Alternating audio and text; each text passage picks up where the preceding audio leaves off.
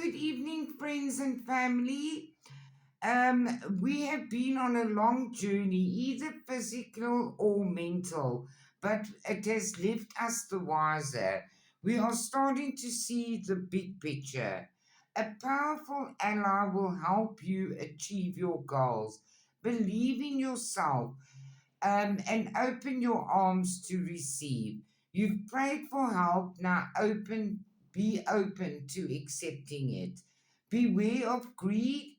It is your time of harvest now, but I want you to let go of guilt and negative things that keep you down and appreciate the love that is all around you.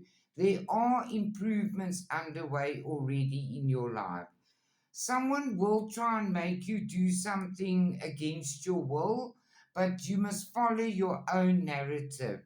Take the lead of your own life. It's a time of great changes that's upon you. Trust the process and make your dreams come true.